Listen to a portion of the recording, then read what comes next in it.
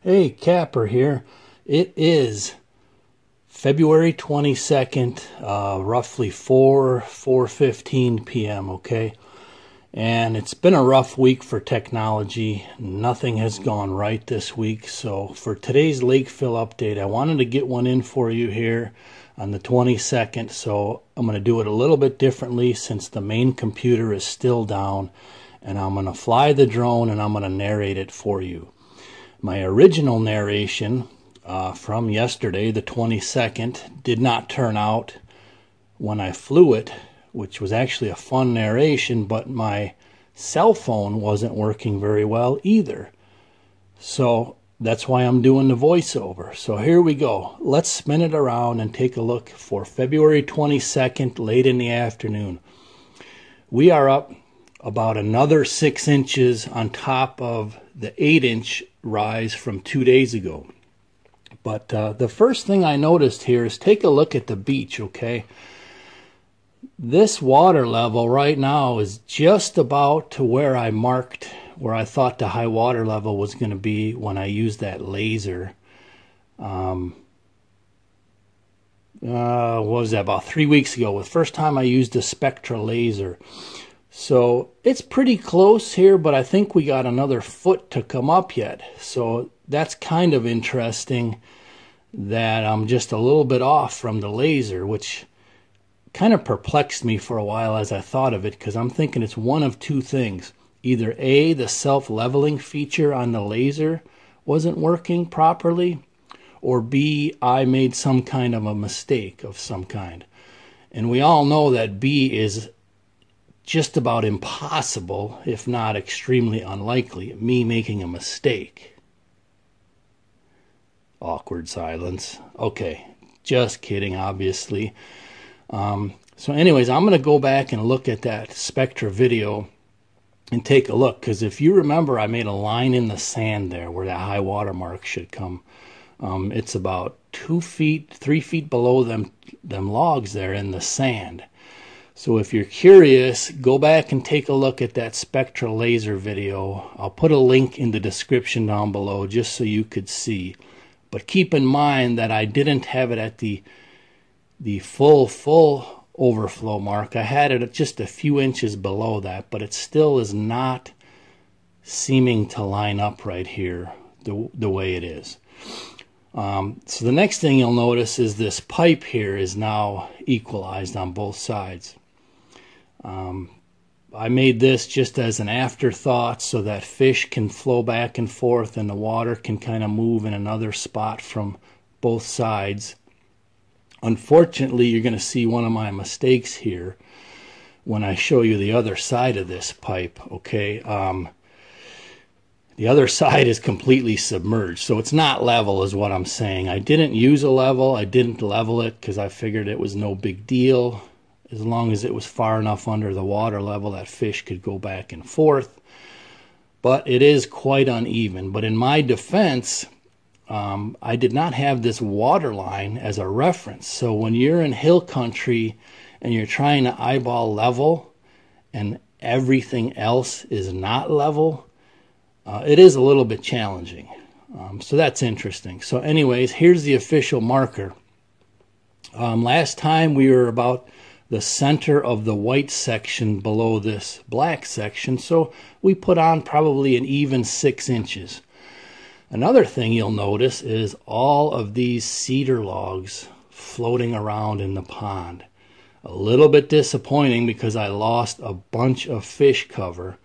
But if you remember, I had them all weighted down with, 500, 800, 1,000 pound multiple concrete blocks on top of all them. But it just goes to show that some woods, the buoyancy is pretty amazing.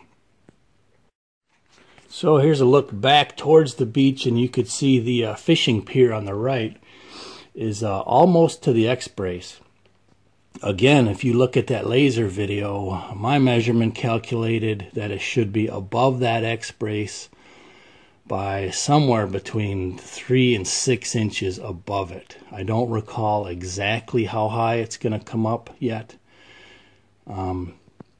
but we still have a ways to go. And I'm going to show you the overflow here in a few minutes.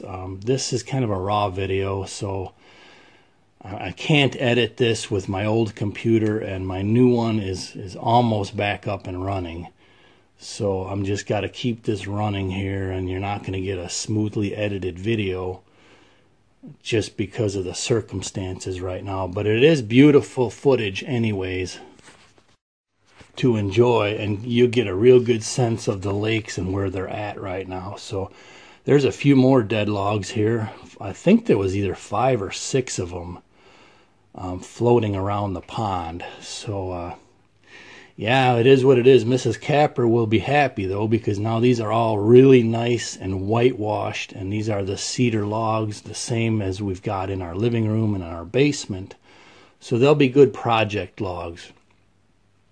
So let's take a zoom around this shoreline here. You notice almost all of the junk is gone.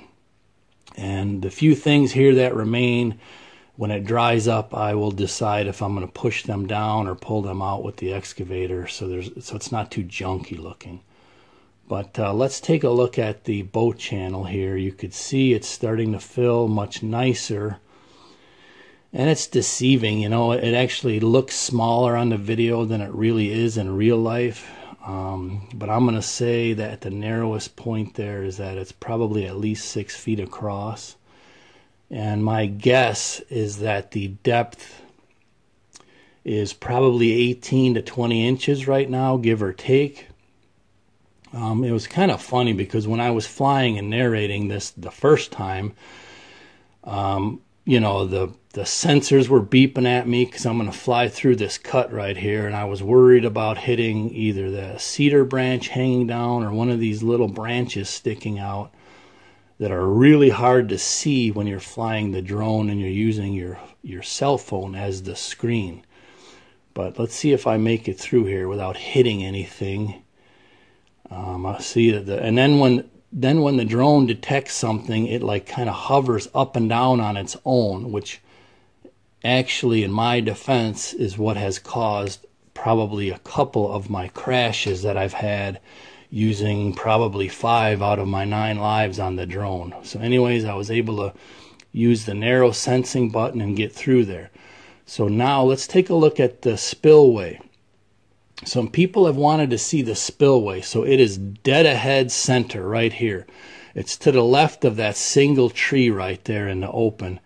And it just flows over into this farm field, and it shoots down to the left here. But you could see how much height we have left before it hits this spillway.